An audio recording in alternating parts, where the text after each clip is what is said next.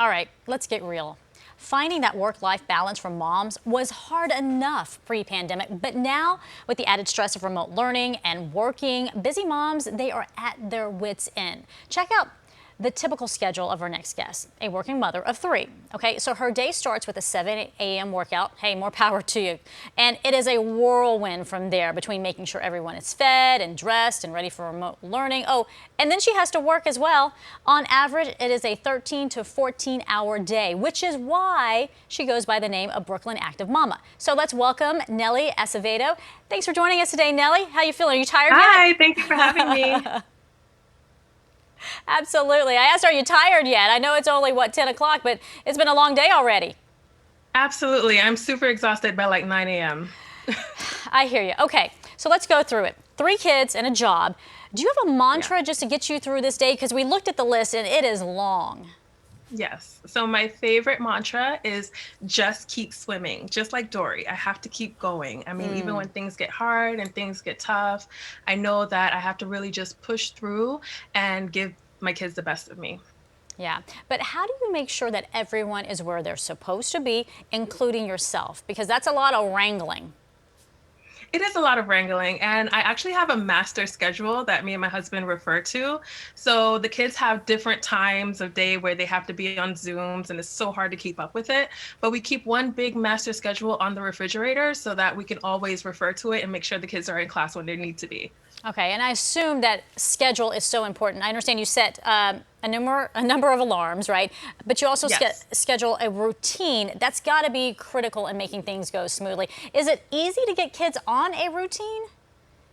It's not easy to get kids on a routine, especially after the whole summer. They were just Right. free and running and doing whatever they wanted, waking up whenever they wanted to. So it's not easy to get them on a routine, but it helps when everyone is on the same page. So we Okay. have long talks sometimes, like in the evenings. We say, today something didn't go right, or maybe tomorrow we'll try something different. But we always stay communicating and we stay on the same page. Yeah, I imagine me time not only is it important, but it's elusive.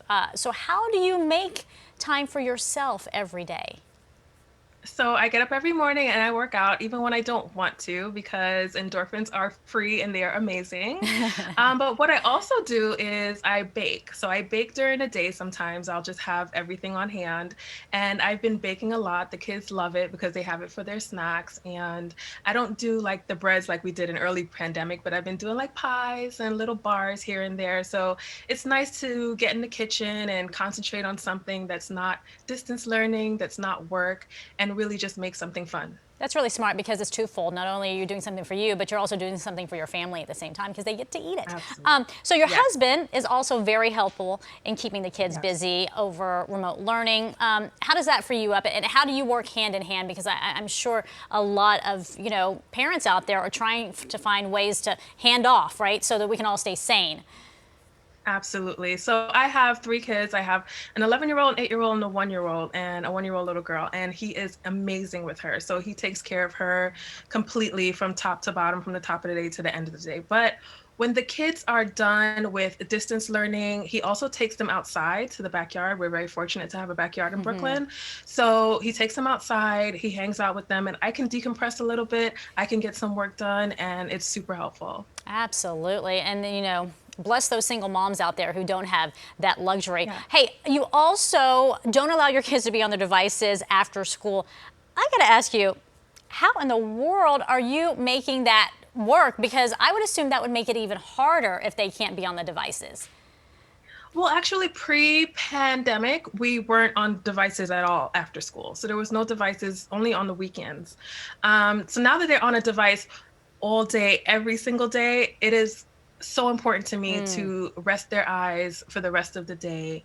And what they do is they go outside and they play, and it's not really much harder because they were used to not having Okay. devices after Yeah. school. So it's a lot easier now. So Yeah. the key is to kind of break that habit early, or don't even start that habit, because it'll make it Yeah. easier throughout this. All right. What is the most important thing to remember in all this? Give us some really good advice for parents out there.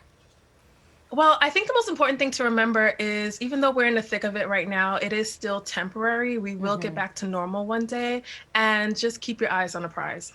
Absolutely, Ellie. And we don't know when it's going to end, but we got to make it through it. Absolutely. Thank you Yeah. so much for sharing some of your tips. You are amazing. Oh, you're welcome. Hats off to you and your husband for all the important work that you're doing. Thank you.